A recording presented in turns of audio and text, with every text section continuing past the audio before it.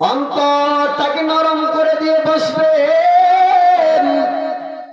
রাত্র গভীর হয়ে গিয়েছে, এই সময়টা প্রেমের একটা সময়। এই সময় আল্লাহর ওলিরা না ঘুমিয়ে তাহাজ্জুদের নামাজ পড়ে পড়ে মালিকের সাথে তাদের সম্পর্কটাকে গভীর করে নিয়েছেন। চিৎকার মেরে বলবেন না সুবহানাল্লাহ। রাত্র যত গভীর হয় আল্লাহর সাথে বান্দার সম্পর্ক ততই গভীর হয়ে যায়। আর একটু জোরসে বলেন। আল্লাহর পয়গম্বর বলেছেন, রাত্রের শেষ ভাগে আমার আল্লাহ প্রথম আসমানের মধ্যে নেমে আসেন। রাত্রি শেষ ভাগে আমার দয়াময় প্রভু রহমান প্রথম আকাশের মধ্যে নেমে আল্লাহর বান্দাদেরকে ডাকতে থাকেন, হে আমার বান্দারা কে আছো? ওরে মুর্শিদাবাদের আসে কে আছো? আমি মালিকের দরবারে জীবনের গুনাহ ক্ষমা চাইবা। শেষ রাত্রে আমি আল্লাহর দরবারে অন্তরটাকে খোলাসা করে জীবনের গুনাহগুলো ক্ষমা চাইতে দেরি হয়, আমি আল্লাহ আমার বান্দার জীবনের গুনাহগুলো মাফ করতে দেরি করি না। রাত্রির শেষ ভাগে আমি মালিকের দরবারে কে আছো ভাবি? আমি আল্লাহর দরবারে অভাব মোচন করতে চাই। ও ভাই, মালিকের দরবারে কোনো কিছুর অভাব নাই। আল্লাহর পয়গম্বর বলেন, রাত্রের গভীরে যখন মালিকের দরবারে অভাবীরা চায়, আমার আল্লাহ রাত্রে গভীরে তার দোয়াকে কবুল করে তার অভাব অনটন গুলাকে দূর করে দেয়। চিৎকার মেরে বলেন সুবহানাল্লাহ। ভাই আমার, রাত্র যেহেতু গভীর হয়ে গিয়েছে, অন্তরটাকে খোলাসা করে মদিনার কামলিওয়ালার মহব্বত হৃদয়ে ধারণ করে দুনিয়ার সমস্ত ধ্যান খেয়াল ভুলে গিয়ে মহব্বতের সাথে মদিনার কামলিওয়ালার উপর দুরূদের নজরানা পাঠাবেন। আল্লাহর পয়গম্বর বলেছেন, নবীজির উপর যদি কোনো ব্যক্তি বেশি বেশি দরুদ শরীফ তেলাওয়াত করে, নবী আমার বলেন যেদিন হাসরের ময়দান হয়ে যাবে, অর্ধ আর উপরে সূর্য চলে আসবে, মাটির জমি তামা হয়ে যাবে, মানুষের মাথার মস্তক গুলা বাতের মারের মতো টকবক টকবক করে জমিদের মধ্যে পড়তে থাকবে। সবাই যেদিন ইয়া নফসি ইয়া নফসি ইয়া নফসি বলে চিৎকার মারবে। আল্লাহর পয়গম্বর বলে, যেই ব্যক্তিটা আমি নবীর উপর দুরূদের নজরানা বেশি বেশি পাঠাবে, হাসরের ময়দানে আমার সেই উম্মতটা আমি নবীর তত কাছেই থাকবে। জবান খুলে বলেন সুবহানাল্লাহ। আমরা নবীর উপর দুরূদের নজরানা পাঠাতে চাই কি চাই না? যত বেশি নবীর উপর দুরূদ পড়বেন, হাসরের ময়দানে নবীজির তত কাছাকাছি থাকতে পারবেন। সুবহানাল্লাহ। কোন নবীর উপর দুরূদ পড়বেন? শুধু আপনি আমি আমার মদিনার কামলিওয়ালার উপর দুরূদ শরীফ তেলাওয়াত করি না, আপনার আমার মদিনার কামলিওয়ালার উপর দুরূদ পড়েন স্বয়ং আমার আল্লাহ সুবহানাহু ওয়া তাআলা। জবান খুলে বলবেন না সুবহানাল্লাহ। আমার আল্লাহ নবীর উপর দুরূদ শরীফ পড়ে কোন শুনে কি আপনাদের রাগ হয়েছে, কষ্ট পাচ্ছেন?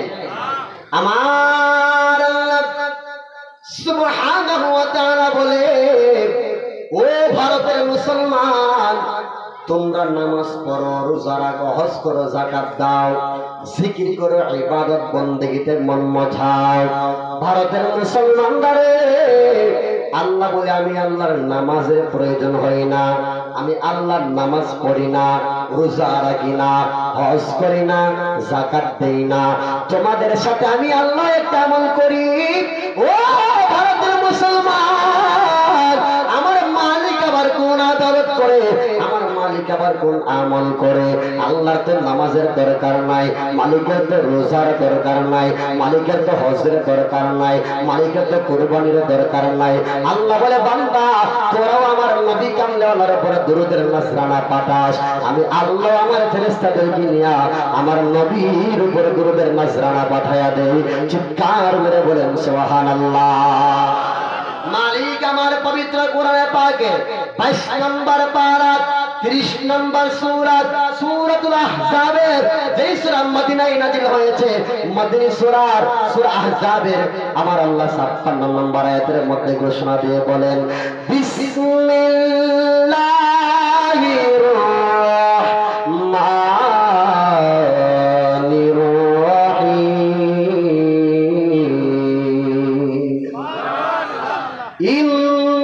ইন্নাল্লাহা ওয়া মালাইকাতাহু ইউসাল্লুনা আলান নবী।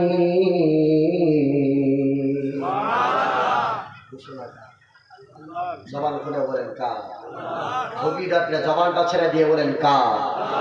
আমার আল্লাহ বলেন, ইন্নাল্লাহা, নিশ্চয় আমি আল্লাহ, ওয়া মালাইকাতাহু, আমার ফেরেশতাদেরকে নিয়ে, ইউসাল্লুনা আলান নবী, আমার বন্ধু নবীর উপর দুরূদ শরীফ পড়েছিলাম, পড়তেছি, পড়তেই থাকবো।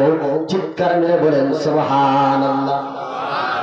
আল্লাহ বলে আমি আগেও পড়েছিলাম, অতীত, বর্তমান, ভবিষ্যৎ, তিনটা কালকে মালিক তুলে ধরেছে।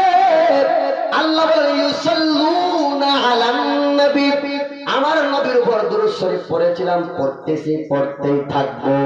ও মুসলমান, এরপরে আমার আল্লাহ বলেন, ইয়া আইয়ুহাল্লাযীনা আমানু সাল্লু আলাইহি ওয়া সাল্লিমু তাসলিমা।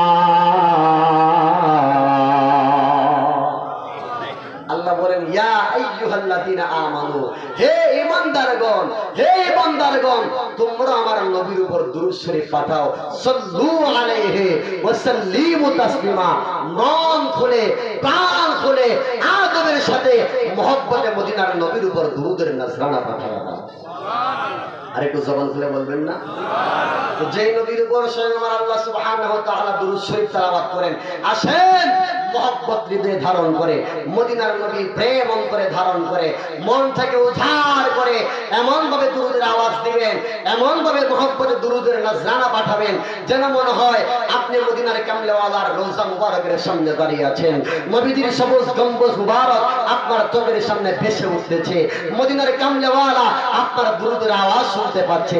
মহব্বতের সাথে মদিনার নবীর উপর দুরূদ শরীফ পড়েন। আল্লাহ